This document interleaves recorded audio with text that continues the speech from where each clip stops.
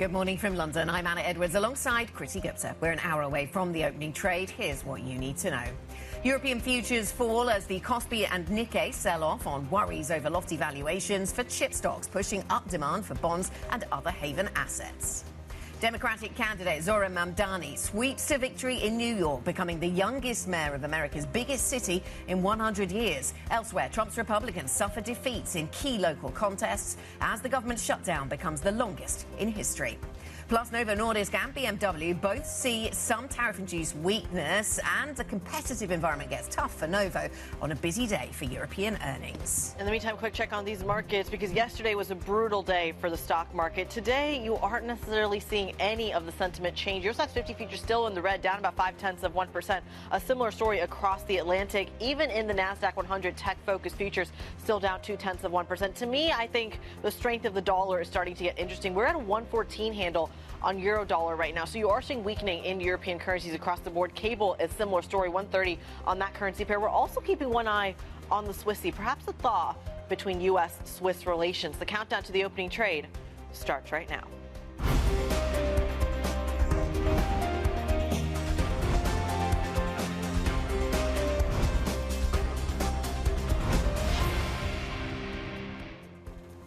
Welcome to the program, everybody. This is the opening trade. It is Wednesday, the 5th of November.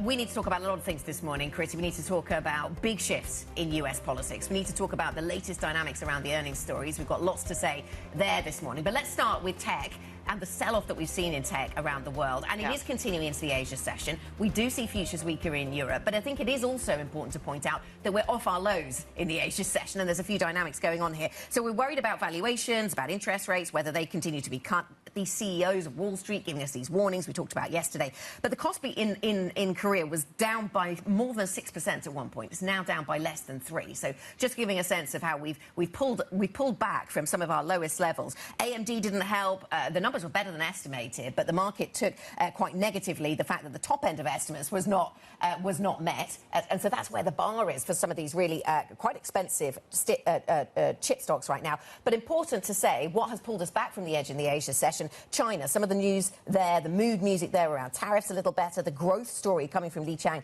a little bit better out of China, and so all of that adding up to something that is negative, yes, but maybe not as bad as it was. And building on the theme that we saw in the last 2 days of the week as well, which is simply that we are seeing these massive earnings beats on the kind of the numbers. You saw it in Palantir, you saw it in Alphabet, you saw it in several of these mega-cap names. But to your point, the A++ student can't be the A++ student forever. And I think this is really crucial here, because this is where the valuation question is coming in handy. But it only feels like it's isolated to tech yet. I'm waiting for it to broaden out to the other parts of the market that are also seeing as frothy. Things like healthcare, things like mega caps, things like luxury in this region. We haven't seen it broaden out just yet. Yes, a lot of questions about breadth, and actually one of our guests this morning is not worried about breadth and the fact that the Mag 7 has dominated, so that'll be an interesting conversation.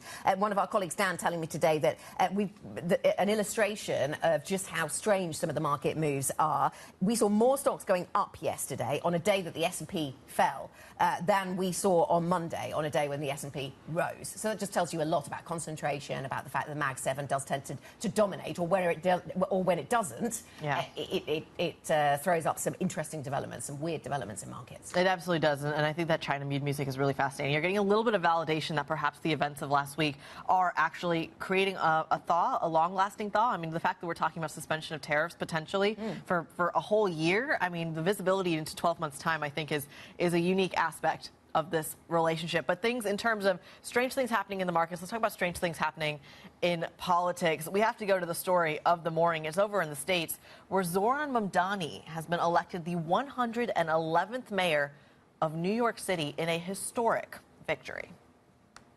So, Donald Trump, since I know you're watching, I have 4 words for you.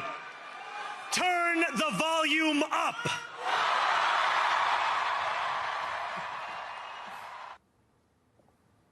Turn the volume up. You heard it from Zohran Mamdani himself, of course, winning the election victory. Anna, this is so fascinating because he's basically in his victory speech, as expected, saying that because of a year into Donald Trump's term, a lot of voters are swinging in the other direction. And this is so crucial. You're not only seeing this in New York City, you've seen it in other special elections in the United States, in New Jersey, in Virginia as well, where both the Democratic candidates won on two key swing states.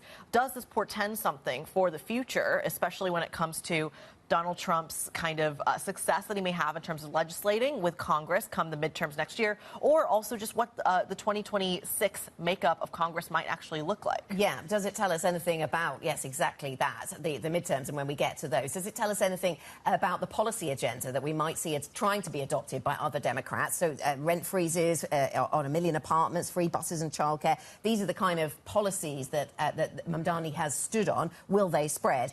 Does this represent then something of a blueprint for the Democrats? Is interesting. How this goes down on Wall Street, also really interesting. And some, of course, on Wall Street will still be concerned, worried about some of the policies that are going to be introduced. But some leaders suggesting they're going to try and work with Mamdani. So Novo grads, Diamond, Fraser, all suggesting there is work that they can do with him. So will be really interesting to see how the relationship between a self-declared socialist Democratic mayor, how that plays out in a city that contains Wall Street, in a city that basically leads global finance. And in a city that has plenty of Trump supporters as well. Ian Bremmer, I thought, made a very, over at Eurasia Group, made a very funny comment on LinkedIn as well. He said that for a lot of New Yorkers, Zohran Mamdani, a Democratic socialist, is the mayor and Donald Trump is the president, which I think really speaks to the polarization that you're seeing, not just in the United States, but globally. A Democratic socialist on one side and, of course, a far-right candidate on the other. Let's get to some of the earnings stories we've had out this morning, Kriti, and we've had some disappointment, I think, with some really big companies. We'll come to those in a moment. Another one out this morning, which maybe is a little more mixed, and that is Orsted.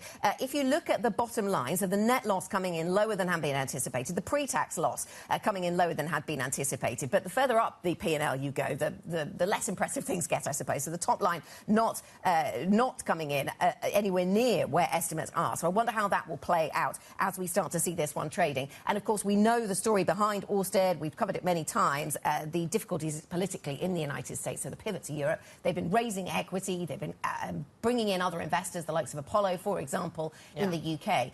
So there's a lot happening in the sector. We'll watch Orsted at the open, but we have plenty of other earnings to talk about. Plenty of other earnings. I'll stick with the renewable sector if I can, because Vestas had also come out earlier this morning as well, but their numbers weren't so hot. And we know that Vestas has been dealing with some of the pressures that they're talking about in terms of onshore wind in the United States as well. I wonder what the commentary looks like between Orsted and Vestas. I believe we're speaking to the Vestas CEO tomorrow as well, right here on our London set. So we're going to maybe ask him as well about the private capital story. Plenty of others. Let's talk about BMW as well, because that is one that has hit the wire. The automakers, at least going into this, seem to have a little bit of a turnaround story. BMW, maybe not so much. Yeah, not so much. And talking about tariffs, so that is one of the things that is living on into this earnings story. We are seeing an impact on tariffs at BMW, so missing on revenue, missing on EBIT, and the tariff story certainly getting a mention. Let's pivot to another big corporate here in Europe that has, well, it wrestles, doesn't it, for first place as to the biggest, or it used to before this year. Let's talk about the story behind Novo Nordisk, reporting some weakness in Wegovy sales this morning. Guy Johnson is at the Novo Nordisk headquarters near Copenhagen, and he's with us now. Good morning, Guy. Talk us through the numbers. Yeah, so it's a big morning for Danish reporting. We've had some of the numbers you've already talked about, but Novo's the big one that we've really been waiting for. And, guys, it's a miss and a cut, or should I say another cut from Novo Nordisk. Remember, this is a company that basically is looking to stand side by side with Eli Lilly over in the United States in terms of performance.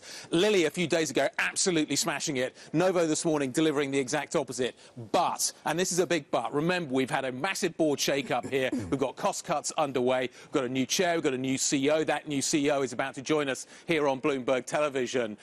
And the real question is, does the rebuild begin here? Is this the quarter that the rebuild begins at? Because there's so much going on around this company. We'll talk about Metsera in just a moment. We'll talk about the possibility that Mike's going to be at the White House on Thursday to do a deal with Donald Trump as well. But at the moment, the basic foundations of this are that this is a company that is underperforming. It needs to turn the situation around. How it's going to do that, how quickly can it do that, how quickly can it stand side by side with Eli Lilly? It's fascinating that you mentioned that the CEO is going to be at the White House, because drug pricing, of course, front and center. That is one of Pfizer's arguments for the Metsera bid. Walk us through the latest there.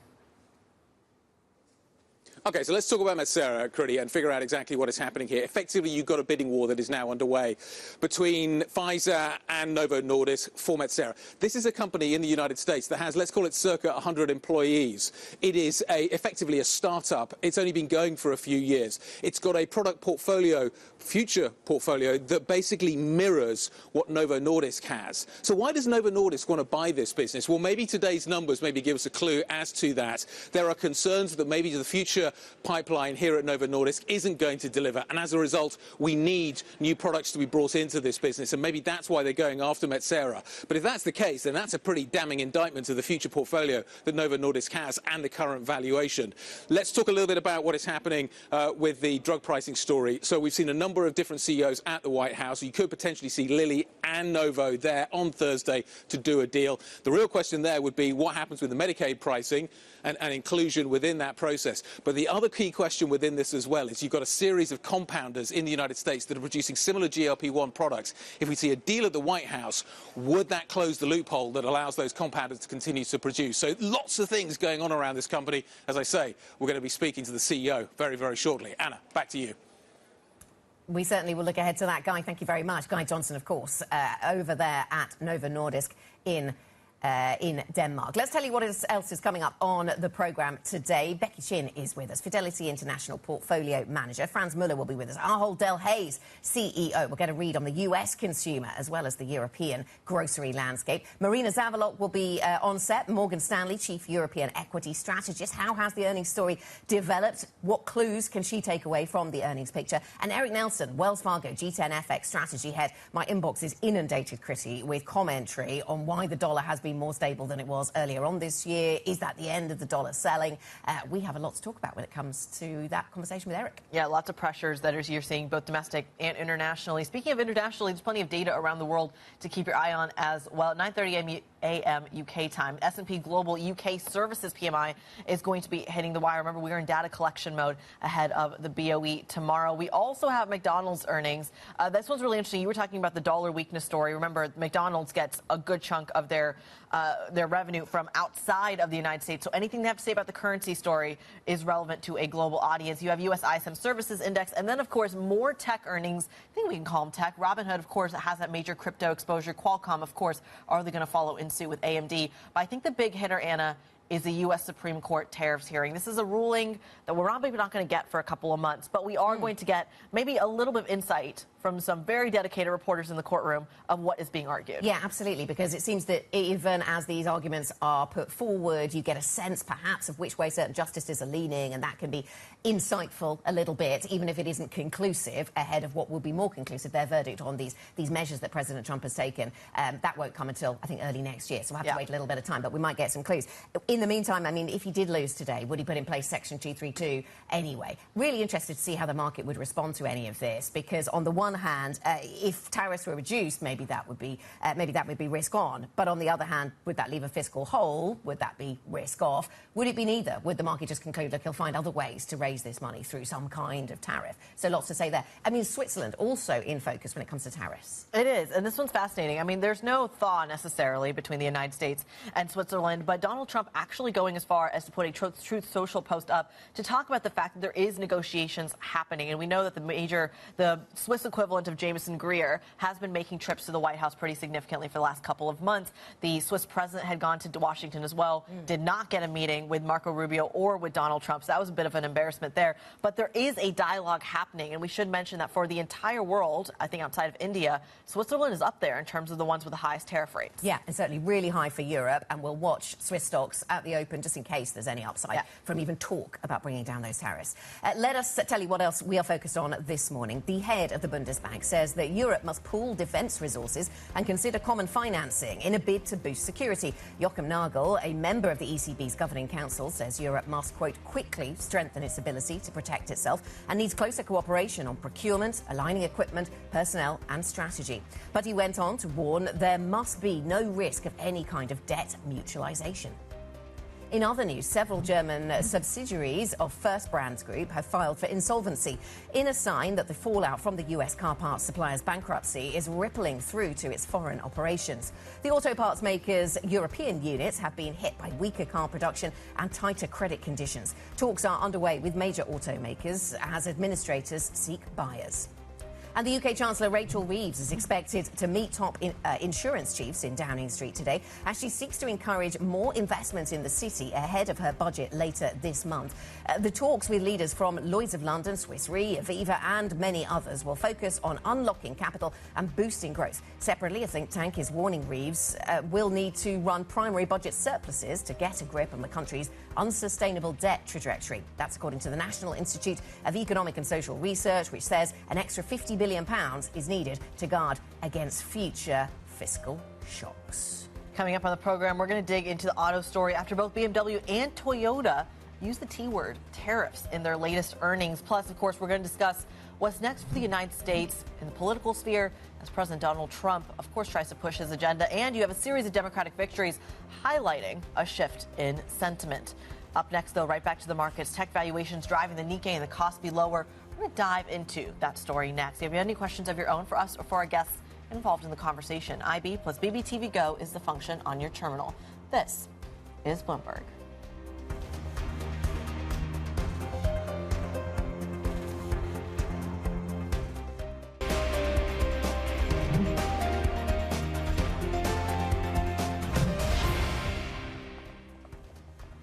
Minutes away from the opening trade. When you look at the futures picture, it's red, and the sell-off does indeed continue. It feels like it's getting worse by the minute. We're going to continue to see how this all unfolds ahead of the open here in Europe.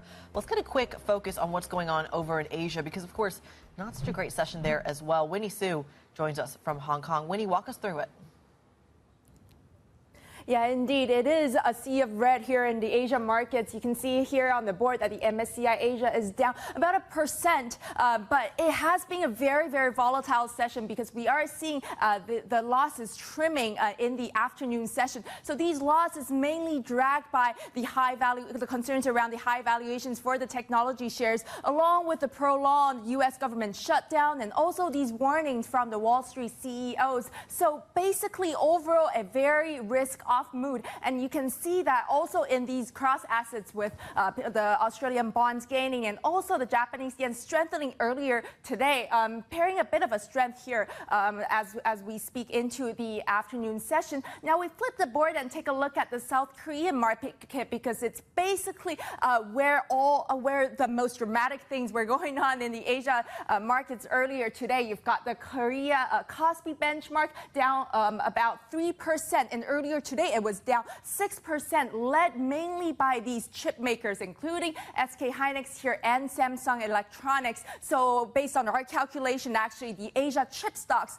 along with the stocks index overnight, wiped out about $500 billion in market shares, so in market value. So that is really lots of profit taking that we are seeing with this big tech rally so far this year. Now flip the board and we take a look at the similar story going on with the Japanese market, again in the red here with benchmarks, topics, and Nikkei both down. And we are seeing Nikkei down a bit more just because it's more tech heavy, and hence we are seeing these profit taking from SoftBank and from Avantas. But overall, it has been a very volatile session for the Asian market today. Winnie, thank you. Winnie Su in Hong Kong with that weakness from the US into Asia. Let's get a global conversation here about tech stocks and beyond. Becky Chin joins us, portfolio manager at Fidelity International. Becky, very good morning to you. So we have certainly seen a dip in US stocks, in Asia stocks. Maybe we're off the lows, but it does seem as if we saw a dip. Is that dip going to be bought? Do we continue to buy dips? Sure. I think when we think about the dip that we've seen for the last 2 days, it's nice to contextualize it in the year-to-date gains as well. If we think about year-to-date, S&P is just about 2% of the all-time highs. So in a generally bullish market, I think it is usual to see a little bit of pullback, a little bit of correction. And if we bring it back to how, the fundamental and the macro policy side of things, tend to work for markets. You've still seen from Q3 earning a very solid delivery from not only tech companies, but also broadening out of earnings beats. And so fundamental story remains quite strong. And the macro policy side, we're seeing not only growth, we think growth is going to muddle through this year, probably at trend. And inflation is probably above target, but not going to derail the Fed. And so we're still going to get a relatively supportive Fed as well as fiscal policy next year. And so this type of environment, when met with relatively elevated valuation, tend to create a buyable dip scenario. Okay, tend to create a buyable dip scenario. That's interesting. So let me talk to you about breadth, because you mentioned breadth there, but on the earnings context. In terms of the breadth of the strength and weakness that we see coming through in US stocks, I've got an interesting chart here that shows the percentage of the S&P stocks that are above their 50-day moving average, and it is dropping. And I guess that plays to a lot of people's concerns about a lack of breadth in the US market. But you have a slightly different take. Yeah, I think when you look at the overall earnings perspective, first of all, we're seeing clearly tech and financial leading the earnings beat, but the percentage of overall stocks and the number of sectors that are beating is also increasing from the previous quarter. So the operating performance of companies are broadening out a little bit. And indeed, we're seeing stock performance-wise, as you've quoted, narrowing a little bit. But if you look at the trend of, for example, small cap or equal weight, they're still looking relatively constructive. And with a dovish federal policy in terms of rate cuts and potentially, QT stopping and liquidity being sort of re-injected into the market, I think that should be a bit of a tailwind going forward to help with that breadth concern. But if there is a breadth concern that's on valuations, why is it only on tech? And I think that's the part that I'm trying to understand. Is tech going to lead some sort of mini correction in luxury, defense, et cetera, on the side of the Atlantic? Is that where we're headed? I think the focus on tech will probably have something to do with positioning, being, it has been a favorite sector for institutional investors as well as retail sector. So when we see correction, they tend to be, the focus for investors. We think valuation concern is legit, which is why I guess it's easy for me to say in my business, multi-asset, people tend to look for good risk-adjusted returns, so we tend to be quite diversified with hedges.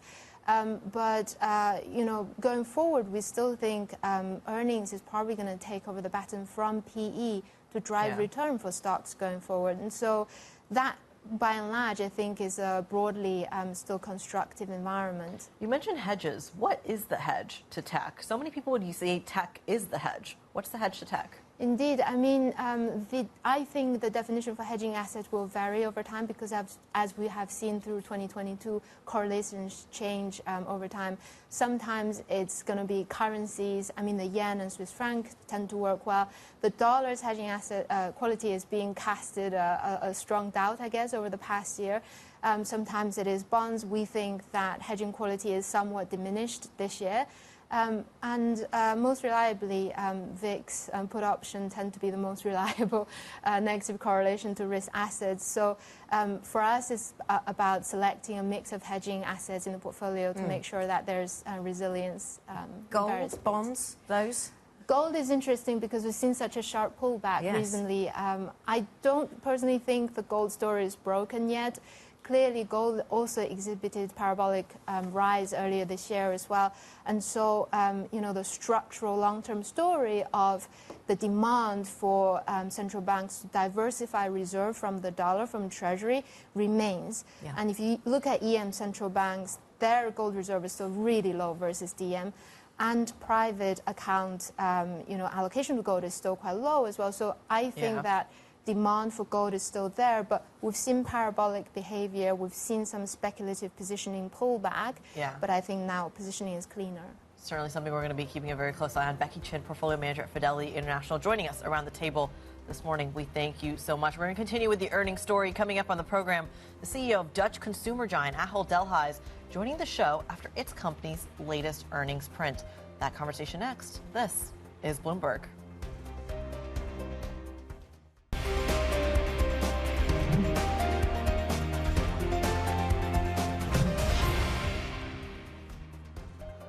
30 minutes away from the start of the opening trade. When you look at the futures picture, it looks like the sentiment isn't much improved from yesterday. In fact, every time we check, it looks like these numbers are getting worse. Almost 0.7% declines, Anna, on the Eurostoxx 50 futures. The FTSE 100 not really the source of the pain here. It looks like it's the French and the German indexes that are maybe weighing the broader continent lower. Yes, just keeping an eye on Swiss futures. Looks as if they might not be as weak as the rest. Still weak.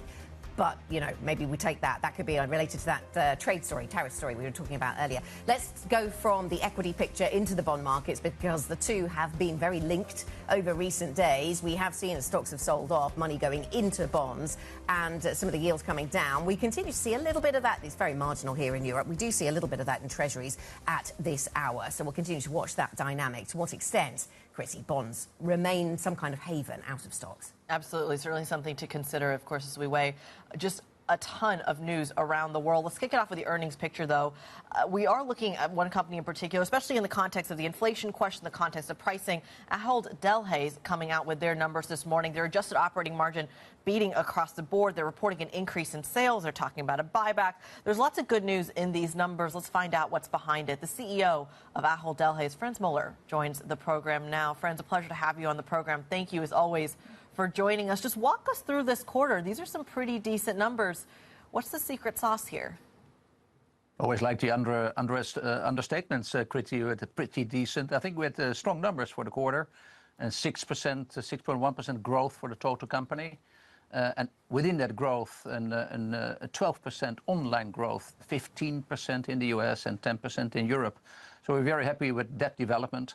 And if you look at the profitability for the quarter, then we ran a 4.6% margin for the US and a 3.7% for Europe. So all in all, good numbers. The other thing is what is for us always an important driver. What does your volume trend do? And also year to date, we had positive volumes in both the US and in Europe, and we don't think that will change in the fourth quarter. So optimistic outlook into the holidays, into Thanksgiving, and into the holiday season. Friends, you mentioned the margin question. I'm going to get a little nerdy here. Bear with me. When I'm looking at some of your numbers, your third quarter U.S. adjusted operating margin, I'm looking at a figure of 4.6%. That was 4.2% last year. And it looks like you've attributed it to a one-time non-recurring item. There's a couple of analysts out there who are wondering if ultimately that means you're going to come back to some sort of 4% figure when it comes to the margin story. Is that a fair assessment? No, that is not totally fair. What you have seen right is that we had some non-recurring items also in comparison to this year. But we would guide the fourth quarter in the US with a 4.2% margin roughly and 3.8% for Europe. So that's in line with our Growing Together 4-year strategy of around 4% UOP margin. So we're in line with our strategy for the first year of our Growing Together 4 years plan. So we also there very consistent. And what we also mentioned earlier, and that is also unchanged, that our online business has now full profitability and will keep full profitability. So this is a little bit about the returns on our business. Good morning to you, Frans. Can I ask you a little more detail about the US business? How difficult is it to pass through higher prices or not in the current customer environment? Yeah, I think if you look at the trends in the US consumer at the moment, Anna, then we talk about value is very important. And other elements like health and convenience and online participation is very important. So we are very much focused on pricing and on value for customers. We announced with the same 4-year strategy $1 billion in price investments in the US. That's what we do. We are heavier on promotion. We are heavier on the support for our Stop and Shop brand as well, because value is an important driver for our customers. And I think that's one of the reasons also that we see also with Stop and Shop now positive volumes coming in. So value is on the forefront, and not only in the US, also in Europe. We work very much on our value proposition with our so-called opening price items, more than 900 items per market in Europe. And I guess you would expect that to continue to be a focus then, Fran, certainly politically in the United States. I'm looking at the affordability conversation that has certainly pushed the new mayor to his victory, or seems to have pushed the new mayor to his victory in New York. Would you expect to see a continued focus then on affordability?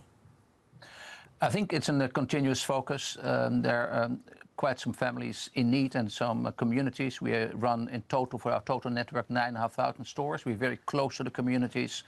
And this is on the forefront of our strategy, not only value, but also health and convenience, as I mentioned before.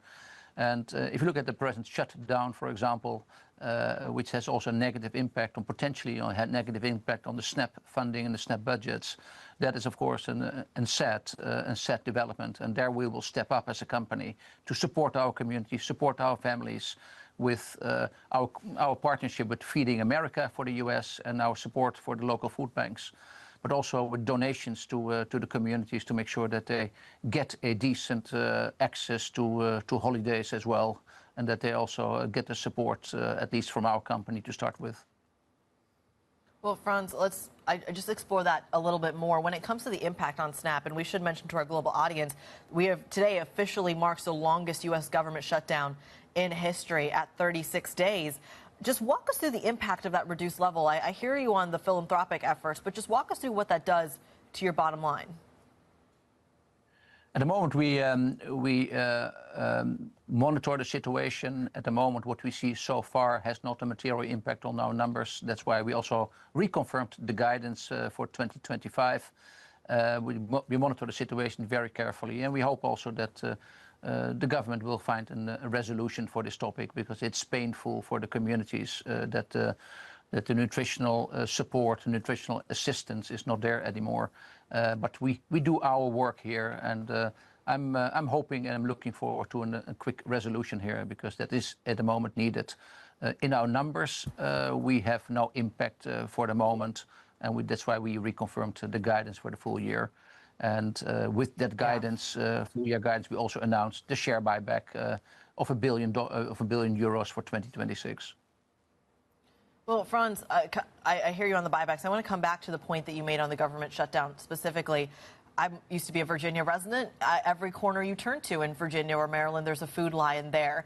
The government shutdown, especially with a lot of folks and a lot of government contractors in the region that are not going to work, are largely shopping at a Food Lion. And I'm curious here, outside of the kind of funding effect that might show up in terms of actual disposable income, are you seeing supply chain effects on the other hand? I mean, Ahold Delhaize is always seems kind of a safe haven from the tariff story, but I am curious, are there risks here in terms of a longer government shutdown, longer tariff policy? How does that show up in your everyday operations in a U.S. food chain like Food Lion? Yeah, thanks for that question, Kriti. In the whole DC area, we have a great brand called Giant Food. They're the market leader there, but also Food Lion, as you say, is in that market present as well in Maryland and Baltimore. Yeah, it's up to us now to make sure that our consumers are served in the best way possible. That is through price investment, that is through own brands, which have opening prices, that is through our support to the local food banks and Feeding America. We have positioned along the whole East Coast. We have a $60 billion sales on the whole East Coast. We're number 1 and 2 everywhere in all the markets, from the state of Maine to the state of the Carolinas. So it's an important thing here to be super close to our communities, and that's what we always have done. That's part of our purpose, part of our values. And those customers can count on us also during a shutdown. And I hope, and I count on it a little bit, that the shutdown will be resolved, because it's very negative also that the SNAP budgets are not funded at the moment. Franz, if we could just finish on a question that pivots back to Europe. You've done some deals in Europe. I'm thinking here of Romania, where you have an acquisition there of Profi. I wonder how the acquisition and the consolidation of that business is going, and whether you're interested in any other assets, for example, in Romania. Yeah, so Romania is quite a big market, as not all your viewers might realize. 20 million people. We have now rounded 5 billion euro sales there in Romania, the strong number 2 in the country. The integration between Mega Image and Profi is going very well. The teams are super excited about it. We work very nicely on the synergies, integrating the teams, using the best talent of both companies, which is so important for integration, and at the same time make sure that the underlying business is not hindered. So Profi is always a very big, strong growth market and growth engine. And 200 stores in the last couple of years they opened, and that also will be further accelerated in 2026 for Profi. So that is one of the DNAs of Profi. That's why we are so excited that Profi is a part of our family. So integration is going well. And on your second question is, yeah, the market in the US and Europe are further consolidating at the moment, and we have a good eye on that potential inorganic growth. But the first most profitable thing for our company is to grow organically and to get more sales through the existing doors of our stores. And we have 9,500 of those stores. So organic growth is the first priority, but also for the inorganic, I think we have a strong financial base and we have a strong M&A department who is looking at options in a further consolidating market. Frans, very good to speak to you. Thanks so much for your time. Frans Muller, the CEO of Ahold Delhaize. We'll stick with the earnings stories shortly. Siemens Healthineers expects the impact from tariffs to roughly double in fiscal 2026. Tariffs are, in general, a topic for global companies, because ultimately it limits the flow of goods and services, but also of knowledge, and that will be to the detriment of patients, and it created also financially, for a certain period of time, a headwind to us. More on Siemens Healthineers and the other earnings movers that we're watching at the market open. That's next. This is Bloomberg.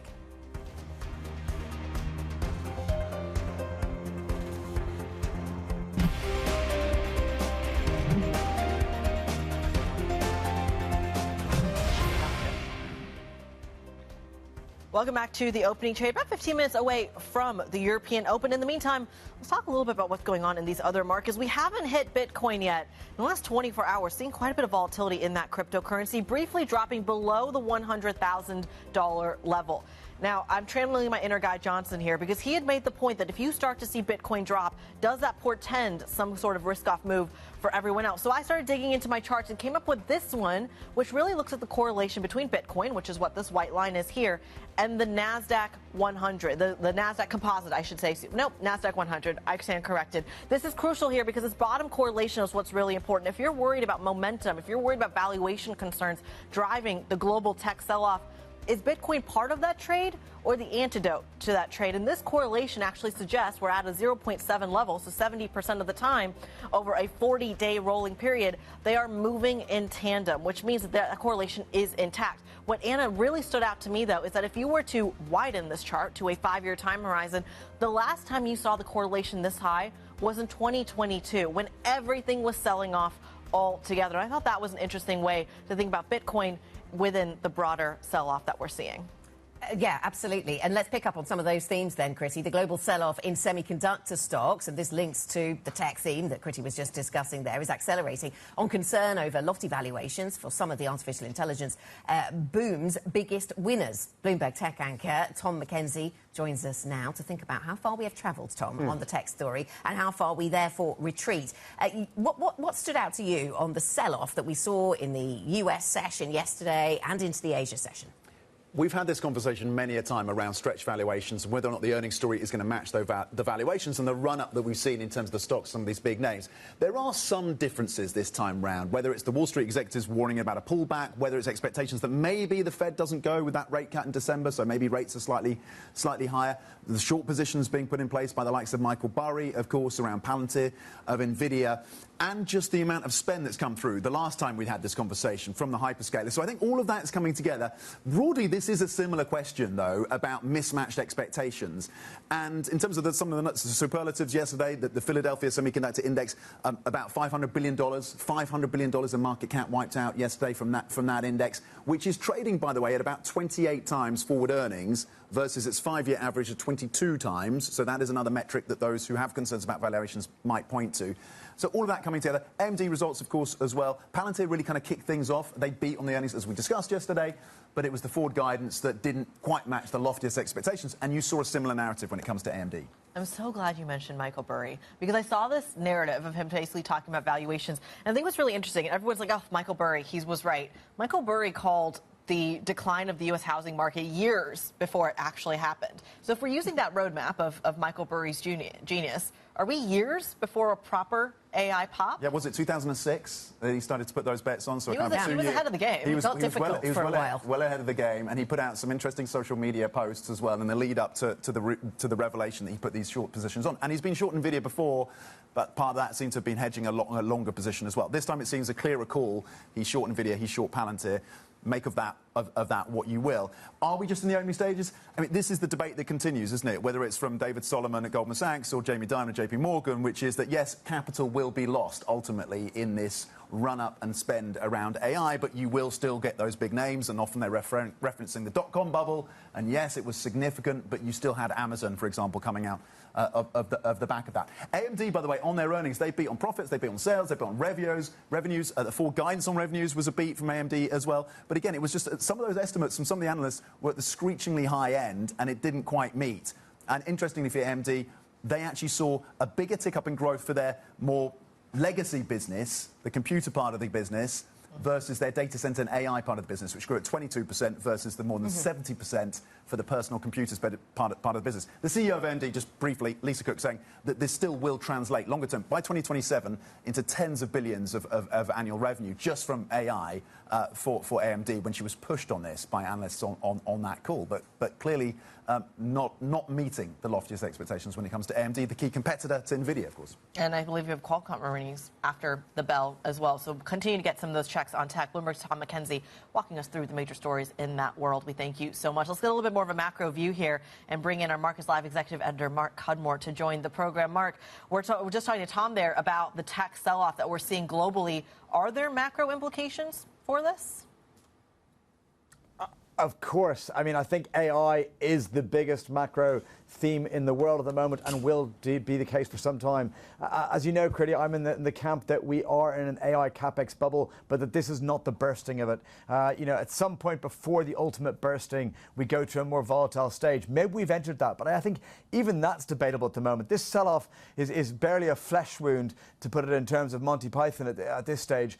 We haven't seen anything too dramatic. In fact, the price action today was quite impressive. I do think over the coming months that we're seeing that circularity of some of these investments, the fact that the really strong earnings from names like Amazon and Alphabet are partially bolstered by billions by the increased valuations of their investments of other AI names. The circularity is getting really problematic. We've seen some really worrying kind of investments and behavior and promises on the data center side from some of these AI names, from these kind of meme stocks, from these momentum stocks. So we're in that more frothy stage. So maybe we're getting to a more volatile stage. I don't think we're close to the ultimate bursting yet, and certainly the price action wasn't too dramatic yet. So maybe we could see another couple of percent here, but I expect people ultimately to buy this dip for now. Yeah, given how much some people cling to those AI bets, Mark, and how much passion they have, maybe the Holy Grail reference is very relevant. Let me ask you about crypto, which also might be relevant to this conversation. Really interesting trading through October, dropping for one reason, and then the early part of November dropping for what seems to be a different reason, even if actually this morning it's a little bit stronger. What's happening with crypto?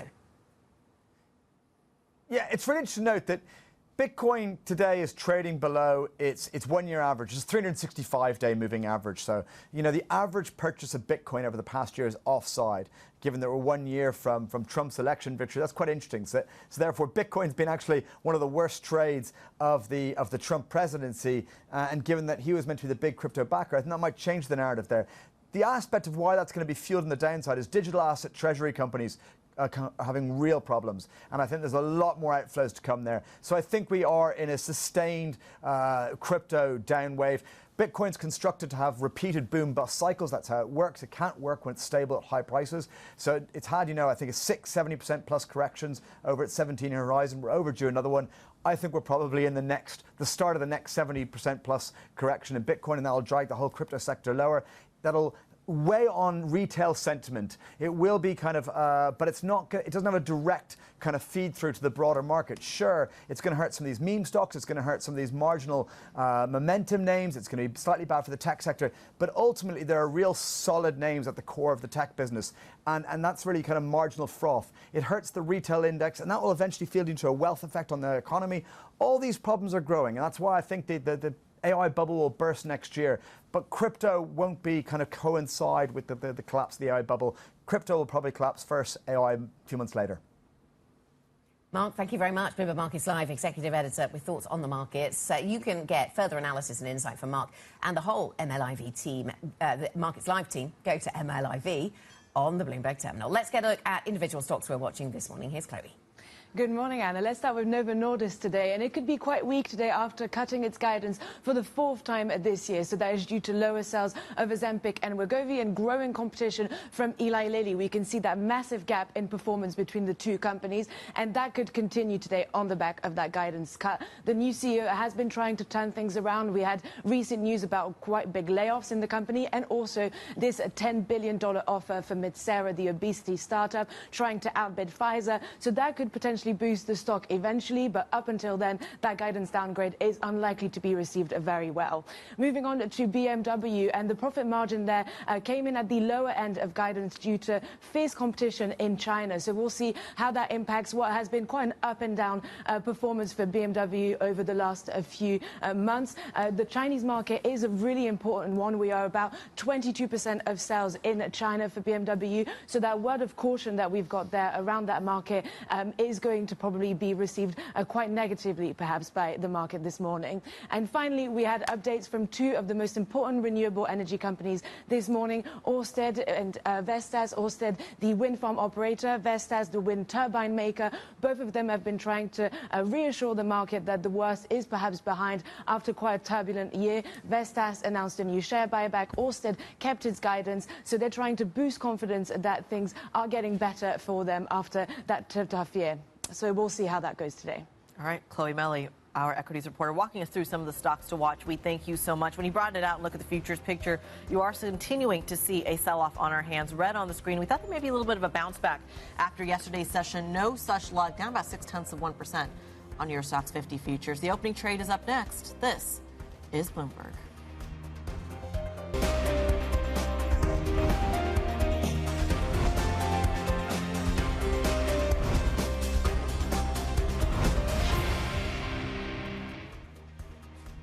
A few minutes to go until the opening trade. It's best to look back before we look to the future. And this is what the yesterday's session looks like. And you did not look very rosy. 24 hours ago, we were here talking about declines of almost 1.5% on the futures picture. It didn't get any better, not only throughout the European session, but over into the States as well. The sell-off continues. A lot of that, of course, driven by those tech concerns, the valuation concerns, the heavyweight concerns, despite some pretty decent earnings beats. So how does that set us up when it comes to the futures picture here in Europe? And I have to say, again, it doesn't get much better. It looks like you're starting to get a little bit of the momentum to the downside, I should say, into Europe as well. Down almost 0.7% on Euro Stock 50 futures. I think where there is maybe a little bit of positivity, Anna, might just be in the FTSE 100 because risk sentiment is off today. But it's not that bad in the UK index. It's also not that bad in the SMI, the Swiss index, of course, where we do know Donald Trump seems to be maybe a little bit more optimistic when it comes to the U.S.-Swiss relationship. Yeah, could we see some changes to those tough tariffs on Swiss exports to the United States? Let's talk, Kriti, about some of the sectors and companies in focus. Chip stocks, certainly, given the selling in the States, selling over in Asia. What will chip stocks here in Europe do in response? Novo Nordisk also very much in focus. Guy Johnson on the ground there, waiting to speak to the CEO. So far, the company's narrowed their guidance, but they're speaking confidently about their leadership position, as they describe it, in the obesity drug space. They're confident in their Metsera deal, so lots to discuss when it comes to Novo Nordisk. We'll watch how the shares respond. Keeping things Scandinavian for a while, let's talk about the wind stocks as well. We've had numbers out from Ørsted and also from Vestas. So Ørsted and Vestas certainly in focus. Ørsted keeping its profit guidance as it seeks to reassure investors, and Vestas trying to turn the page as they are looking to buy back stock. Kriti. Well, we are a couple seconds away from the open here in Europe. Let's see how it goes. Risk sentiment, of course, is quite sour across the board. Does it show up in these indices the way that we saw it show up in the futures picture? Or is it, as Anna, you point out, ultimately a micro kind of day? The FTSE 100 down about 0.1%. I'm not seeing the same kind of pain right off the bat that maybe we saw earlier. We're going to give it a second. I should also just point out, well, there you go. There's the pain. The IBEX down about 0.9%. The Stock 600 down about 0.5% as well. The CAC and the DAX taking a minute. You are starting to see some of the individual movers, especially in the pharmaceutical space, take a little bit of a hit. I should mention that the Swiss index is one that we have our eye on. We're talking about drug pricing in the States. We're talking about a potential tariff law between the States and Switzerland as well. We're going to give it a few minutes for the SMI to open up, but that's going to be one you want to watch, Anna. Yeah, absolutely. We'll keep an eye on the Swiss market. We'll wait for the German market to open. But as you say, Kriti, things looking pretty negative so far, down by 0.6% on the Stock 600. If we dive into the sector picture, a reminder that yesterday we saw 2/3 of sectors in negative territory, and basic resources was the worst performer. Today, technology is definitely where the story lies here in Europe in the very first moments of trade. So technology, that sector is the weakest performing here in Europe. And the heavyweight ASML is certainly one of the players there. ASML then down by 3.7%. Is this on the back of the numbers out of AMD? We saw TSMC over in Taiwan responding negatively. So there's some of the negative trading around tech stocks, all the concerns around the valuations within the tech sector. That seems to be something that is really weighing. So that sector is in focus. Technology is weaker. Consumer products and services also weaker. And we have some of the luxury names trading a little bit weaker here in Europe, adding a European dimension to the negativity around stocks right now, Kriti. Yeah, it's really fascinating here to see, it's the mega caps that are it's Guy's core 6. I blame Guy that are actually dragging this market down. I think it's really fascinating here, but there are a couple of positivity or pieces of positivity as well. I'm seeing some of the insurers higher as well, and I think this might be interesting. I think there's some conversations happening between the insurers and Rachel Reeves as well, so I wonder how much of that is actually showing up in maybe the price, given that that is a trend this morning. You are seeing some of the consumer staples higher as well, but overall, this does look like a defensive tilt, and of course, we are waiting for some of these other numbers to show up. Orsted, for example, higher by 2.5%. I think it's really interesting. Chloe Mellier earlier had the one-year chart of Orsted versus Vestas, and Orsted has really taken quite the beating. Perhaps this private capital infusion will help it. Yeah, absolutely, and certainly putting the focus on the European wind industry, saying that German, UK, Dutch, Danish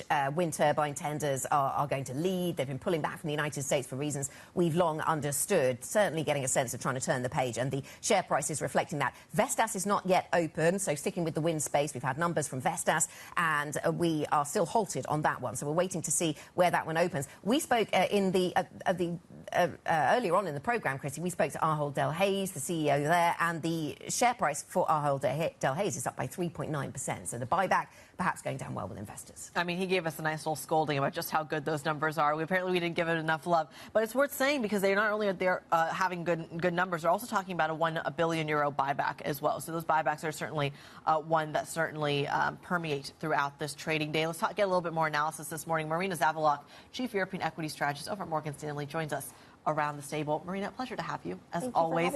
We're doing a little bit of detective work, as you just heard me and Anna kind of do, about what is driving the market sentiment. I mean, when you see a sell-off like we did yesterday, there tends to be some sort of rebound. We are not seeing that this morning. What gives? What do you think is going on? I think there's a lot of concerns about the AI trade. I mean, if you look at our kind of global view on AI, we think that we're going to pass this storm, and there's more to go in the AI trade, but this isn't the first time that you've had weakness and kind of bubble concerns. And in Europe, if I bring it back to Europe, what we've seen in recent kind of last couple of months is a catch-up trade among the pockets of AI exposure, very strong. I would even call it a melt-up in some of those pockets of exposure. And those are the ones that you guys were mentioning, some of the ones that are weakest today. Well, talk to us then about, we're having a conversation about breadth this morning, that some of these pockets where you are seeing perhaps a melt-up or you are seeing that momentum, it does feel like it is a AI, it's a tech story. But if there are valuation concerns that are associated with the Nvidia, Alphabet, you name your tech company kind of story, does those valuation concerns then expand to the Novo Nordisks, the LVMHs, the Rheinmetalls, given that those valuations are also looking frothy, or is this tech specific? Yeah, I mean, it really varies across those stocks that you mentioned, but let me keep it on AI. And if you look at pockets of AI exposure, so within semis, Even utilities has gotten an AI bid in Europe recently because the view is as data centers are built, power prices are going to go up ultimately in Europe. If you look at some of those heavyweight stocks in those sectors, their valuations looking 2027, let's say, multiples, are in line with U.S. peers, but U.S. peers are growing much faster. So you have this kind of scarcity valuation premium in Europe. So I think those pockets are vulnerable when you get these kinds of sell-offs in Europe as well. And thinking about the European earnings story then, Marina, you've told us two-thirds of companies have reported now, I think, and we've seen quite a substantial number of beats, particularly in the banking sector, also energy.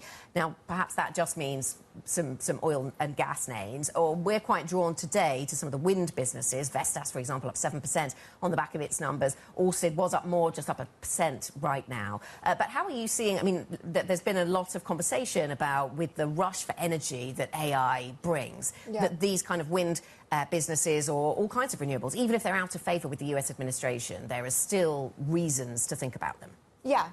No, I mean, the interest is coming back, and it's very recent. It's basically since we've been getting these big capex announcements, you'll notice utilities in Europe have gotten a big bid higher. It's a lot of the kind of less popular, what became less popular renewables are now starting to see a bid. But the story, I mean, there's idiosyncratic pockets in there, but the story thematically for the whole sector, for many stocks in the sector, is that if this capex comes through, if these data centers are built as has been guided, there's not a lot of room to maneuver in Europe on power prices, so you could get a squeeze ultimately in power prices, although that will take time. But markets and a lot of these names are looking ahead, 2-3 years. Okay, that's interesting. So some of that interest is returning then. Let me ask you about the messaging we've been getting from European CEOs during the earnings reporting season.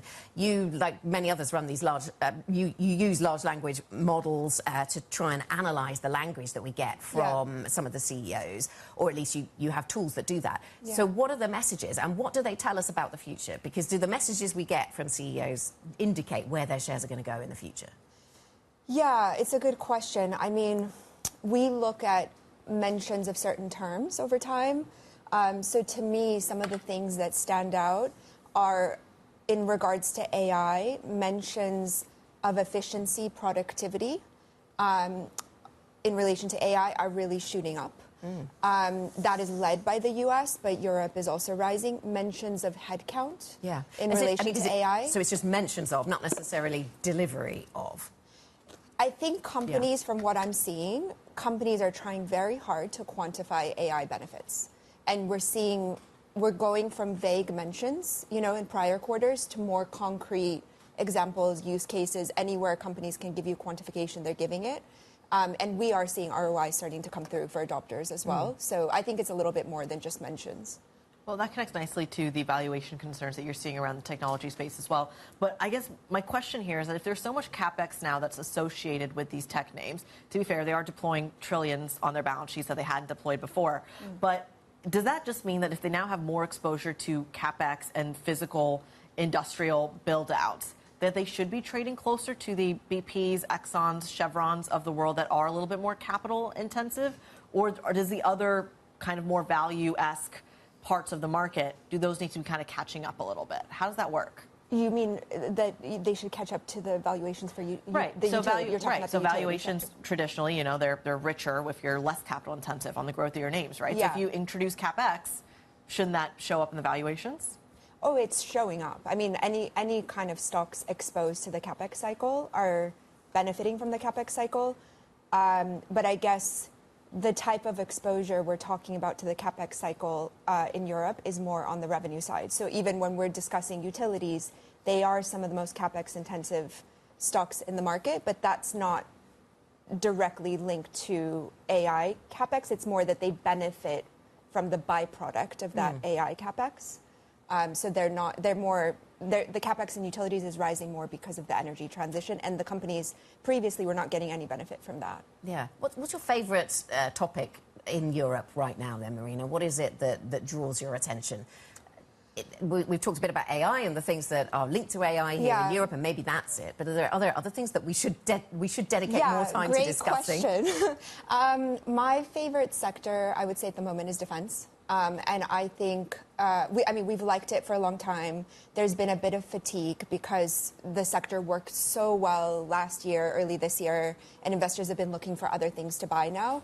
And we are going into a catalyst-rich period at the moment. So in the next few weeks, we're going to have capital markets days from several of the German defense companies that are seeing, more of the orders compared to others. And then we're going to have the 2026 German budget being approved probably by early December. And that is very bullish for defense as well, the way the draft is looking so far. So I think you're going to get a major upgrade cycle in a forgotten sector, I think, relative defense.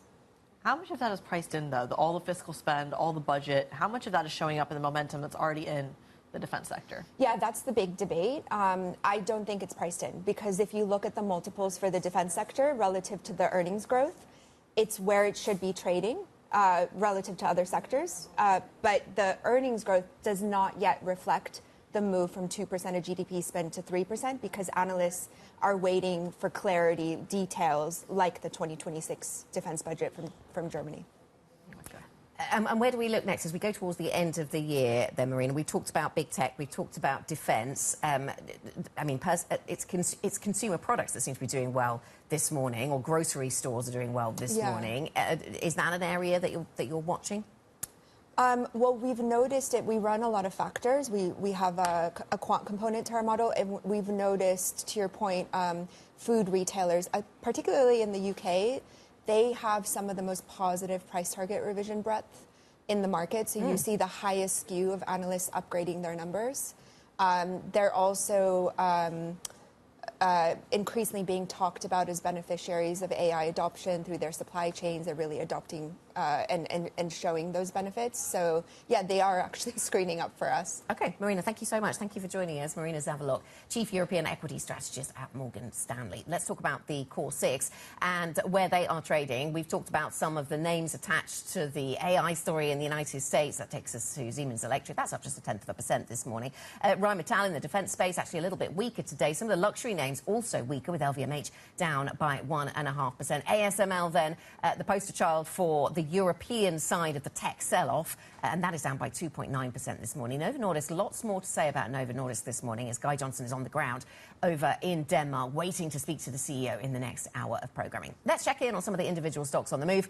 Chloe Nelly has a breakdown. Chloe. Good morning, Anna. We have got red across the screen for those semiconductor stocks. This is part of that broader tech sell-off that you were just mentioning in those semiconductor stocks, because of those growing concerns around the lofty valuations of those companies that are benefiting from the AI boom. So we have got weakness across the screen there. B Semiconductor being the one that is the worst affected, but also downward moves for ASML and ST Micro this morning. Moving on to Siemens Healthineers, which is also way down this morning. The shares have really taken a beating after the medical technology company expects tariff impact to double in fiscal 2026. This echoes what we heard from its peer Philips yesterday, mentioning that tariff impact as well on that medical technology sector. And we are down 8% for Siemens Healthineers this morning.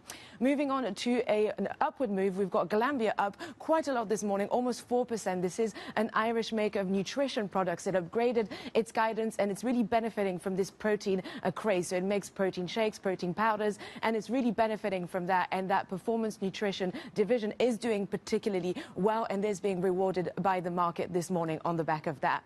Moving on to Ahold Delhaize, which is a Dutch operator of supermarkets and gas stations, retail stores in general. It reported margin that came ahead of expectations, and also announced a €1 billion buyback. So it's really benefiting from that this morning. And finally, Vestas is also up this morning after reporting quite resilient third quarter numbers, and also announcing a share buyback. And that is really reassuring investors that things are getting better for that wind industry after what has been a very turbulent year for that sector. All right, Chloe Melly from our equities team walking us through some of those early movers. We thank you so much. As Chloe mentioned, as Anna mentioned, we're going to go back to Novo Nordisk next. Novo shares, of course, are under pressure. The company paring its forecast for a fourth time this year. Our very own Guy Johnson joins us next from the company's headquarters near Copenhagen. Stick with us. This is Bloomberg.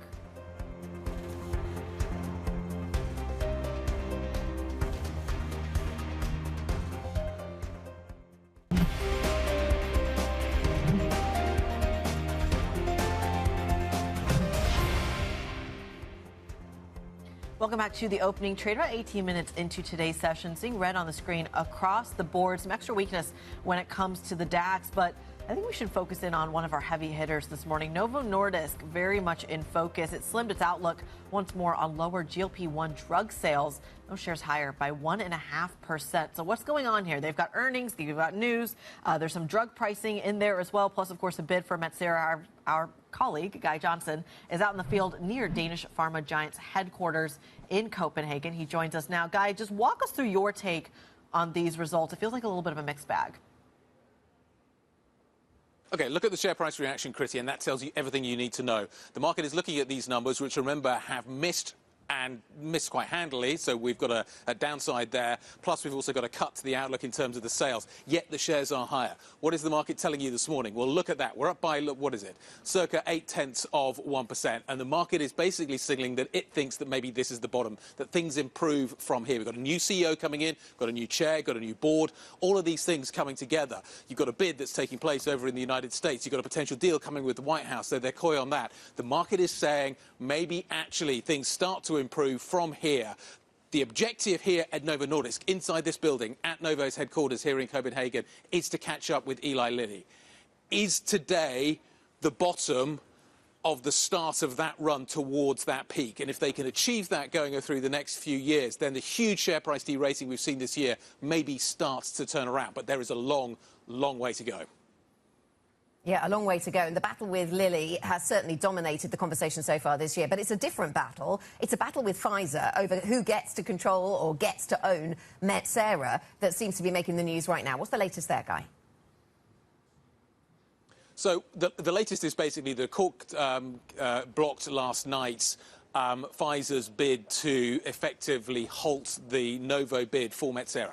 Now, let's just talk about Metsera for just a second. Metsera is a small company in the United States. Some of the technology actually came from the UK, that's worth noting as well, that has similar products in terms of the future lineup to the ones that they have here at Novo. So you could argue that in some ways the Metsera bid that has been delivered by Novo, and they've gate-crashed effectively the deal that was put together between Metsera and Pfizer, signals that actually there isn't a great deal of faith in the future product pipeline here at Novo. But let's kind of park that one at the moment. We'll come back to that with the CEO a little bit later on. The question really is what happens next? How much higher could this bidding get? Are we in a bidding war? Are we going to see a situation where we overpay? And that is the question I think analysts are asking themselves this morning.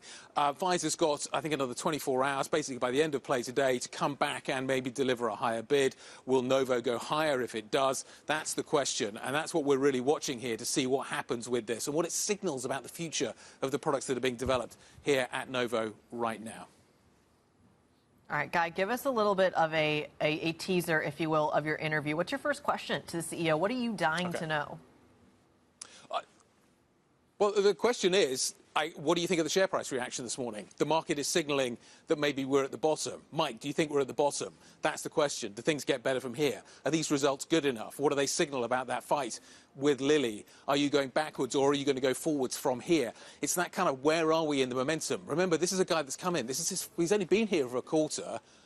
This, in some ways, you can argue this is a bit of a kitchen sink in terms of the numbers. But where do we go from here? He's already started to cut costs. Is this a new, more aggressive Novo Nordisk that we're going to see here in terms of cost cutting, in terms of doing deals? Are there more deals still to come? What's happening on the cost cutting front? Are we going to see more of that next year? So I think the real question, the point at which we need to start is this the low point? And if so, where do we go? How easy is the climb going to be from here? And what is that climb going to look like out of the hole that Novo currently finds itself in this quarter with these results? OK, Guy Johnson at the Novo Nordisk headquarters over in Denmark. We, of course, look ahead to Guy's interview with the new Novo Nordisk CEO. That's at 9:15 UK time. a little under an hour from now. So certainly stay with us for that. Another company in focus because of its numbers and maybe where they came in a little bit light. BMW has reported a third quarter earnings before interest and tax margin below analyst estimates. The stock is down 0.4%. The German car maker squeezed by tariffs and also competition in the Chinese market. Joining us now for more, Bloomberg's Europe correspondent Oliver Crook with an eye on some of these large corporate earnings stories. And Ollie, what caught your eye then on these BMW numbers this morning? I think for BMW, it's a similar story as Guy was just pointing out for Novo Nordisk. I think for the auto sector in Europe, the question is really, where are we? Are we at the bottom yet for the sector? There's some that say that, maybe we are starting to be at that turnaround point, and we go through the BMW numbers to get some indication of that. If you look year to date, the number of sales that they did, they were up about 2.4% across the globe for BMW. You break that down a little bit more regionally, you saw some real strength out of the United States, up almost 10%, Europe up almost 9%. Conspicuously absent, though, and is the China number. So if you did 10% in the U.S. and you did about 9% in Europe and your year-to-date sales are only 2.4%, that means you have a very ugly picture in China, and that is the enduring story for BMW. Their margins came in a little bit light from what they originally guided, but it's within their range between 5 and 6%.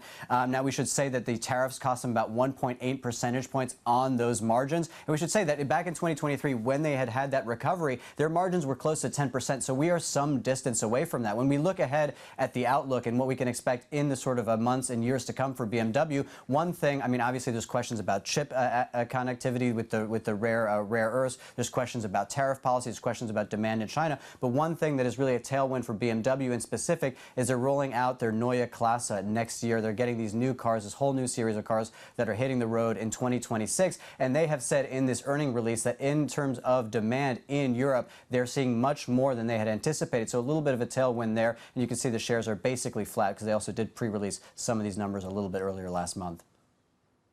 Well, Ollie, you mentioned BMW. Just take us a kind of giant step back if you can. Where does this leave the auto sector going into the new year? Yeah, Kriti, I think it's a big question mark for the auto sector, but I've decided to focus a little bit on some of the optimism we're seeing from some of the analysts across the board, including from Bloomberg Intelligence writing most recently that basically they see that 2025 is likely to be the trough for the European auto earnings. You look at the new EV subsidies that are going into Germany to the tune of 3 billion euros. There's also been massive cost cutting we've seen across Volkswagen and many other places. That being said, all of those things will support the recovery, but it's still intensely fragile. When you look at the share price from all of these car companies, really from across the world, what we saw from China to the United States and Europe, it has been a very challenging year. You look at the sort of year-to-date for BYD, that was even down 3%, BMW up about 2%, Volkswagen basically flat, and then, of course, Stellantis with its massive exposure in the United States, down 30% this year. What is interesting is you look at the market cap of these companies and how these companies have evolved over the last couple of years. Stellantis and Volkswagen, who sell many more cars than a lot of these sort of boutique things like BMW and Mercedes, they are now smaller companies than those. And of course, BYD is now a $120 billion company, versus Volkswagen, which is about $45 billion. So this is sort of setting out some of the big issues for these car companies going forward. And I'll just end on this sort of outlook here from BMW saying that they're, despite the fact that their earnings are more or less stable, the risks remain, and they are, among other things, changes to tariff policy, Chinese export restrictions on rare earths, battery cell production, and of course, semiconductors more broadly. So a lot of ambiguity on the horizon still for the auto sector. Ollie, thank you very much. Bloomberg's Ollie Crook on a day where we got numbers from BMW, and he's been through all those numbers there. Toyota shares, incidentally, sliding after their profit guidance missed estimates. So in terms of the auto story, tariffs certainly getting a mention from some players within the auto sector, and we continue to monitor that story very carefully. Coming up on the programme, we check in on markets and currency moves with Eric Nelson, head of G10 FX strategy at Wells Fargo. Plenty of analyst reports around the dollar. The strength of the dollar, the weakness of the dollar, is it over? Have we drawn a line under that narrative post-President Trump's election, or does it return? Lots to discuss when it comes to the dollar. That's next. This is Bloomberg.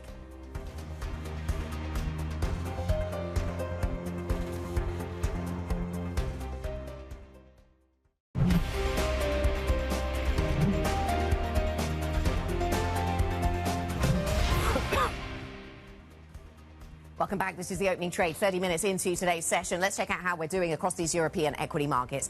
Tech selling in the United States into the Asia session, off its lows, but certainly a theme that has spilled into the European session. Add to that some earnings stories, not all of them positive, and we have a negative picture for European stocks. So Stocks Europe 600 is down by 0.3%, the DAX down by 0.6%. The SMI is pretty resilient. We've had some headlines around what it's possible to do with trade tariffs with the United States. We'll watch that. Those moves over in Switzerland, kind of in line with what we're seeing on the FTSE 100. So less negativity in those two markets. The Dutch market taking a hit from ASML as tech negativity seems to dominate. Kriti. Well, underneath the hood, it's a similar story, and it feels like when you look at what is actually driving this move, it's not that much of a surprise. The volume is down by about 19%. You are seeing I'm going to get these numbers right. 353 of the 600 members lower, 222 higher. So kind of a split market, but of course tilting to the downside with that volume as well. Let's go underneath the hood. What are the leaders? Because there are some here. It's not all a negative story. I think what's really interesting, though, is that although you are seeing a little bit of a turnaround here, Novartis, for example, you do have Roche as well. This is really interesting. The pharmaceutical story is one that we certainly need to watch when it comes to the Swiss conversation, specifically when it comes to the conversations that are being had with the United States and in the White House as well. I want to go to some of the other movers as well, because there are plenty to the downside, some that use the T word, the tariff word, and I think that one's really interesting. Siemens Healthineers is really taking a hit. Siemens Energy, Siemens also dragging the German index lower. But Anna, that tech story, that's showing up at the ASML numbers, down by about 2.3%. Kriti, let's get an update on some of the other stories that we need to watch this morning. The UK Chancellor Rachel Reeves is expected to meet top insurance chiefs in Downing Street today as she seeks to encourage more investment into the city ahead of her budget later this month. The talks with leaders from Lloyd's of London, Swiss Re, Aviva and others will focus on unlocking capital and boosting growth. The meeting comes ahead of the November 26th budget, when she's expected to deliver a package of tax hikes and spending cuts. Bitcoin briefly slipped below $100,000 earlier, erasing its gains from the summer as a risk-off mood weighs on cryptocurrencies. Analysts suggest that the current drawdown is driven by big holders known as mega whales selling off $45 billion worth of crypto to take profits. And the U.S. government shutdown has broken the standing record to become the longest ever U.S. federal funding lapse at 36 days. Congressional Democrats and Republicans remain deadlocked in negotiations over a stopgap spending measure. Hundreds of thousands of federal workers remain on furlough, many without pay. Donald Trump has refused calls to meet Democrats to strike a deal to end the impasse. So U.S. politics certainly in focus, Kriti, when it comes to the shutdown, the duration of that shutdown. Interesting that that's having an impact on certain European corporates, but it's also something that we keep in focus as we think about what's been happening with voting in the United States. The shutdown certainly a key piece of the swaying of public opinion in the United States, as you mentioned, Anna. Big gains for the Democrats in the New Jersey, Virginia, and, of course, New York City at the end of the day. Democratic candidate Zohran Mamdani winning the New York mayoral election, beating independent candidate and former governor Andrew Cuomo and Republican Curtis Sliwa. Take a listen to what Mamdani had to say after his historic win. If anyone can show a nation betrayed by Donald Trump how to defeat him, it is the city that gave rise to him. This is not only how we stop Trump, it's how we stop the next one.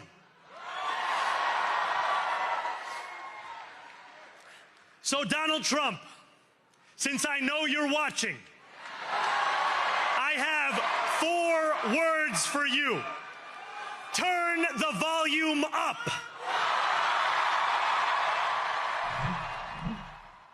Zohran Mamdani there, the New York City mayor as of January 1st, 2026. And Anna, he's really making this point, I think is fascinating, that the pendulum is indeed shifting. Or ultimately, you had the endorsement of Donald Trump on Andrew Cuomo as the independent candidate because he was so worried about what a Mamdani win might actually look like. A year ago, that Trump endorsement might have added votes. It didn't seem to have the same effect this time around. Yeah, really interesting that the way that plays out. Also interesting to see how Wall Street is responding here. There was concern going into this about some of the policy platforms that Mamdani stands on for some in Wall Street. Others have said, well, look, differences or no differences, this is a person we can work with. We've certainly heard that kind of message from some of the big Wall Street bank bosses. Yeah, it's fascinating. I mean, some of the things that Mamdani has campaigned on is this question of affordability and higher taxation, really closing the wealth gap between the richest people in America, largely that are concentrated in New York City. And of course, some of the poorest people in America also concentrated in New York City. And he's doing that by putting things forward like, of course, a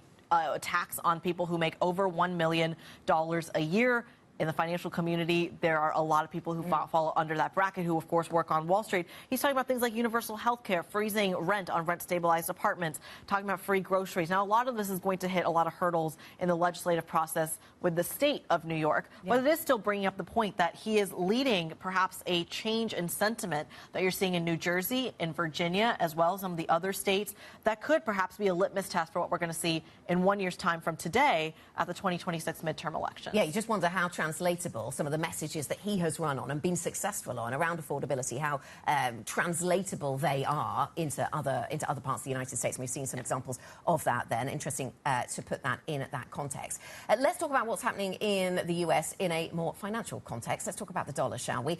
The dollar and wider markets after all of that politics and all of the other things that we're watching for in markets right now. Eric Nelson joins us, G10 FX strategy head over at Wells Fargo. Eric, very nice to have you with us. I won't try and join dots between what's been going on in the mayoral race specifically and the dollar, but I just want to get your sense of where we are on the dollar conversation, because since Trump's election, we have seen quite a lot of dollar negativity in markets, a whole conversation about whether global investors were going to shun, to some degree, US assets, and that was weighing on the dollar, Fed independence in question. And then I see lots of research reports over the last few weeks suggesting maybe we've seen the end of that, or we're drawing a line in the sand, or things are looking different. What's your take? Yeah, so there's a lot of these sort of unusual factors or idiosyncratic factors that have been talked about this year, like you mentioned, a lot of the dollar hedging and things like that. Let's focus on the cyclical, right? So where is the U.S. in its cycle? The labor market, from our perspective, is, maybe it's not quite as weak as some of the most dovish members of the FOMC are discussing. Maybe recession risks are relatively low, but I think it's a little bit too early to call the bottom in the labor market. And I think what's really driven some of this dollar strength in the past few weeks is we've got no data, right? We don't know where the unemployment rate is. We have maybe some Chicago Fed nowcasts and some sense, but without the data, the dollar carry has dominated, right? So the dollar's done well against the yen, it's done well against the euro. It's the high interest rate currency, and no one's had a great theme to trade off of, so they buy the dollar. There's probably a little bit of unwind to some of the positions that were taken earlier in the year.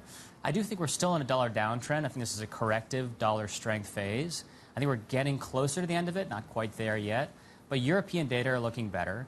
The U.S. is still, looking soft-ish. Obviously, a lot comes in the December Fed meeting, so we'll see that. And I think the key from the Fed is they're not decided on December. And I think if nothing changes, they actually may take a pause. Yeah. We might have 2 jobs reports between now and then, so the jury's still out. OK, so a lot riding on the Fed decision in December, some of the European data. You've referenced that as well as to how the dollar performs against the euro. What is the risk around the Supreme Court and what they have to say on tariffs? We're not going to get an answer on this, it seems, until the beginning of next year. We might get a few clues today as some arguments are heard. But how should markets, how should risk assets, how should the dollar think about what is happening at the Supreme Court? Sure. So there's the actual decision itself, and then there's how does Trump respond, right? So the decision itself, if IEEPA is struck down, clearly IEEPA and the tariffs that are being used are a big part of the fiscal revenue story, right? So there is some risk of maybe some more steepening in U.S. curves, maybe a little bit of a dollar sell-off if people think, maybe the fiscal situation is even worse than we thought in the U.S. We haven't talked about that for a while. I think if it's struck down, though, we have to ask the question of how is Trump going to respond? And I think there's a lot of statutes he wants to use, 338, this kind of number soup. What's pretty clear is Trump wants to continue to use tariffs. So I think we almost have to go back and think about the playbook from earlier in the year. Is this going to be another episode of risk off, an uncertainty shock for businesses globally, including the U.S.? That could be a mixed picture for the dollar. But you don't think the dollar is a haven then? If we did see the risk assets selling off as a result, or concern around the longer end of the U.S. Treasury curve, you don't think that the dollar might benefit as some kind of haven? I know that's weird because the source of the issue might be in the States, but we've seen that in the past. Well, what we saw earlier in the year was the dollar sold off against the low beta other haven currencies like euro, yen, and Swiss, and it gained versus the high beta emerging market currencies, the Australian dollar, and so on. I think that's more of a playbook, so it's kind of idiosyncratic. If you look at the last two, we'll take the recent couple days and also a couple weeks ago when we had some carry unwinds, recently we've seen the dollar actually do better with risk off, and I think that's a function of deleveraging, so selling the winning positions, and euro dollar has been one of them. Earlier in this month, we saw carry unwind, so people are long dollars versus euro versus yen.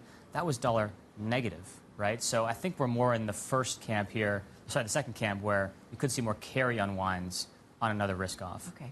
Is the dollar trading at all in line with what the bond market is suggesting?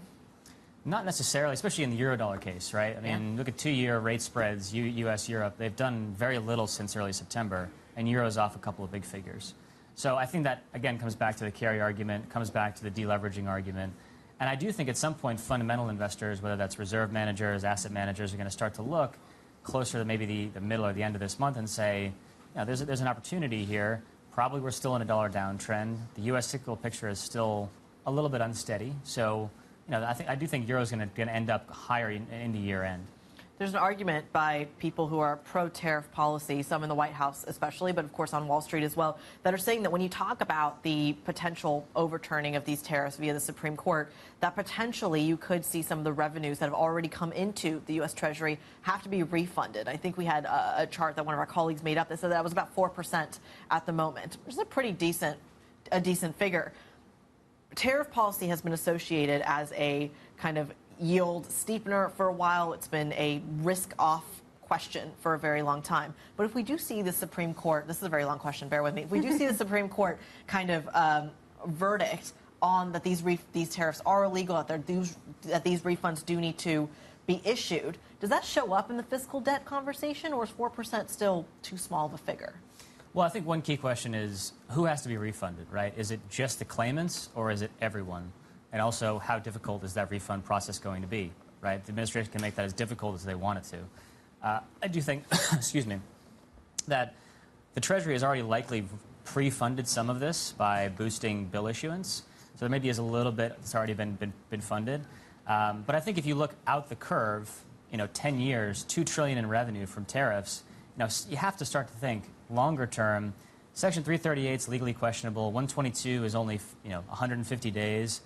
The longevity of that tariff revenue is imminently changed and not for the better as a result of IPA being struck down. So I think it absolutely has some fiscal impact, and that's going to feed through the markets. Eric, you think then that the dollar has further to fall from here.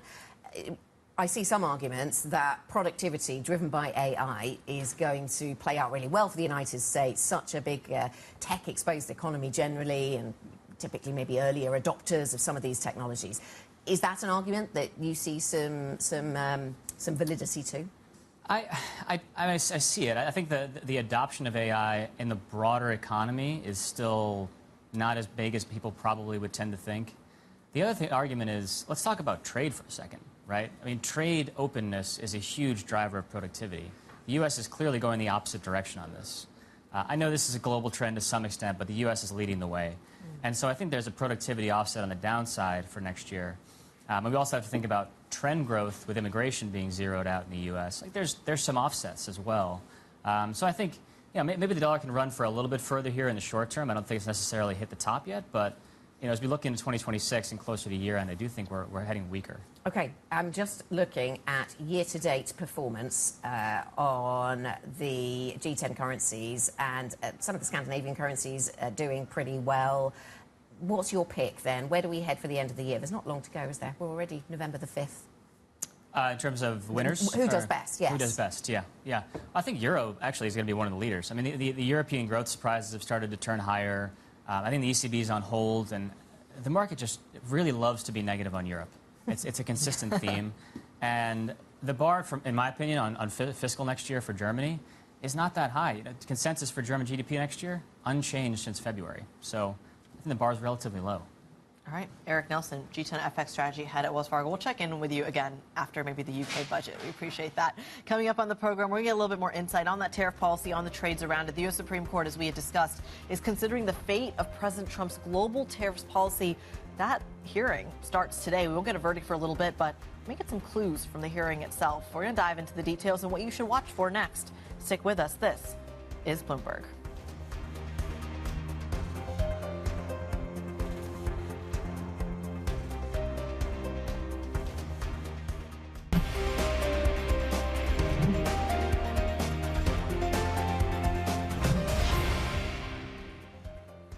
Welcome back to the opening trade. 47 minutes into our European session, and things are negative across European stocks, but not by as much as they were. We are down by 0.1% only on the European stocks, which, given the sell-off in tech over in the United States and then into Asia, maybe isn't bad. The DAX taking the worst of the losses of the major markets. Let's talk about that tech theme that has driven a bit of a sell-off. Advanced Micro Devices, AMD, the main contender to Nvidia in the AI chip market, has failed to impress investors with its latest revenue forecast. AMD joining the global sell-off of semiconductor stocks on concern over lofty valuations. We're joined now by Matt Bloxham, senior tech analyst for Bloomberg Intelligence. Wow, the bar is high, isn't it, Matt, when it comes to this earnings story? Let's talk about AMD. The market underwhelmed by the latest figures. Yeah, and obviously AMD's had a big ramp up recently, not least on the back of that big OpenAI deal that they announced a few weeks back. I think in another context, the market would have been pleased with these results. The quarter they reported, pretty much everything was ahead of expectations, and they delivered forward guidance for the next quarter, which beat analysts' average expectations on revenue and was in line on margin. So I don't think they did anything particularly wrong. It's just there wasn't any incremental kind of wow factor onto the upside, and given where valuations are in general, that was enough just to kind of see the shares kind of pair some of the recent gains. Is that a isolated story, or is that a front runner to what we might hear from Qualcomm, for example, later today?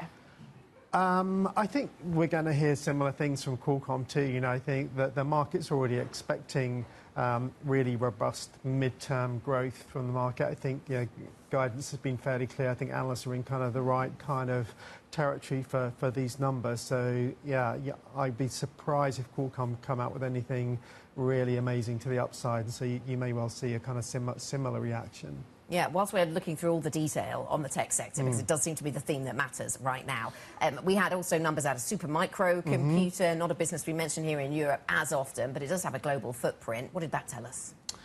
I honestly think that some of the Supermicro issues are quite Supermicro specific. Okay. I mean, well done, Matt. It's had quite a checkered history over the last couple of years in terms of kind of delaying their annual report. Even recently, the kind of guidance has been a little bit all over the place. You know, they kind of gave an optimistic outlook, then pared it back. We saw the results yesterday. They missed, they delivered $5 billion of revenue against a $6 billion expectation, so a big miss. The gross margin, it's a low margin business, and the margin was a bit underwhelming too.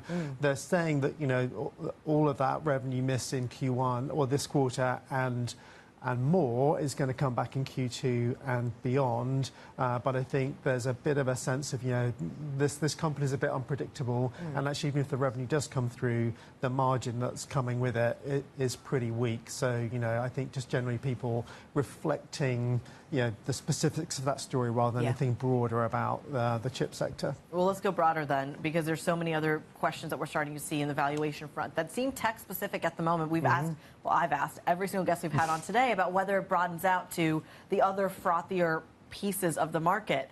How can you tell if this is a tech specific story or if this is a market macro valuation specific story? Whew, what a question. I know. I'm making sure you're like awake and had your coffee. Exactly. Look, tech is, the underpinnings of the broader macro. So I think that they're clearly interrelated. I think it's going to have to play out a bit more, and I think a lot of the kind of tech-specific stuff is really not about the here and now. It's about the 20, maybe even the 27 outlook. If you look at, OpenAI has been writing big checks, which is about the capacity it needs to deliver on services that don't really yet exist or aren't really being used that aggressively by corporates. They've got the equity and credit funding for that cost base they're building out essentially for the next 12 months or so. But if in the next 12 months or so they don't deliver much more tangible evidence on the revenue so that their investors can feel comfortable they're not just going to have to keep writing checks to OpenAI to fund this, then that's, I think, where you potentially see this shift in dynamic. So I think for now it's just kind of, people still believing about that kind of mid to long-term story or not. But obviously, depending on what happens with interest rates, there's a huge amount of midterm expectation in these stocks. If interest rates come down, then the kind of natural kind of valuation uplift for equities starts to come into play again. But if they stay where they are, then I think you see some of these multiple premiums start to kind of drift off a bit. All right, Matt Bloxham from Bloomberg Intelligence. Answer the question well there. I like to put Matt on the spot. This is the only reason we have him. We thank you so much. Of course, I'm sure we'll have him, of course, to cover the rest of the tech earnings that we're going to get throughout the rest of the day. Speaking of what's going on through the rest of the day, of course, Qualcomm earnings, which is something that we had discussed with Matt there, is going to be coming out after the bell. Robinhood as well. We also have McDonald's before the bell, so there's a little bit of a currency question there as well. And then we have some data, ISM services, UK PMI. But I think the big hitter here is going to be the U.S. Supreme Court tariff ruling, Anna. Yeah, absolutely. We'll get back to that Supreme Court then. That certainly is in focus. But let's go first to some other trade-related stories we've had. Some better mood music coming out of China. China says it will continue to suspend its 24% tariff on some U.S. goods for a year. All of these little bits of mood music maybe sound positive to Bloomberg's trade czar, Brendan Murray. Let's find out. Brendan, good morning. What do you make of the latest news out of China? Well, this is obviously a positive sign that the two sides, after reaching this agreement in Asia between Presidents Xi and Trump, are actually implementing what they've agreed to. It can get kind of tricky when you start getting into the details. The leaders look at a piece of paper and they say, this looks like a good deal to me, and they announce it, and then the bureaucrats have to get to work to figure it out. I think what we're seeing now with China's ag tariffs and then the U.S.'s fentanyl tariffs, those are kind of the easy things that they can just kind of change the numbers, put it in executive order. Where it gets trickier is in the export controls, the rare earth minerals that the U.S. and the Europeans want to see flow on a regular basis, and the U.S.'s own export controls on high-tech equipment and chips and things like that. So that's where we're likely to see the implementation phase get a little trickier. It gets complicated, and the details really matter. Let's talk very quickly about Switzerland. Are we friends with Switzerland now? What's going on here? It sounds like President Trump, sort of made nice with Switzerland over the past 24 hours. Switzerland, of course, got hit with that really high 39% reciprocal tariff. Their watchmakers, their candy makers, their pharmaceutical companies are really getting hit hard by this. But it sounds like President Trump's, the tone of his comments were positive, and that they're moving in the right direction. Of course, what he wants to see is the big pharma companies produce more drugs in the U.S. So whether we get there or not, it remains to be seen. But it sounds like the tone has turned the corner. Yes, and that's helping perhaps some Swiss stocks. Let's briefly mention the Supreme Court. But we're not going to get any answers today on what they think about President Trump's tariff policies and the emergency measures he's put in place, are we, Brendan? But we are going to possibly get some clues as to the Supreme Court's views. Yeah, exactly. So the Supreme Court has its conservative wing and its liberal wing, and they're going to probably vote for the Trump tariffs and vote against the Trump tariffs. It all depends on that middle, which will decide whether the president has overreached in using these tariffs. About 2/3 of the tariffs that President Trump has imposed are these IEEPA tariffs, these reciprocal tariffs that are subject to the case today. So there'll be a lot of eyes, analysts looking at this, going, how are the judges, the justices that could go either way? How are they participating in the debate? It's going to be a couple hours long, and like you said, we're not going to get a ruling, but we could come away with a sense that the court is leaning toward one way or the other. Companies are then going to have to respond in kind. All right, Brendan Murray, it feels like we're using our Fed lens to look at the Supreme Court. We thank you so much. We should mention Guy Johnson will be speaking with Novo Nordisk's new CEO this morning. That interview coming up at about 9:15 UK time. In the meantime, we are seeing futures. And remember, risk sentiment is up, but futures over in the States, at least when pre-market trading, virtually unchanged. This is Bloomberg.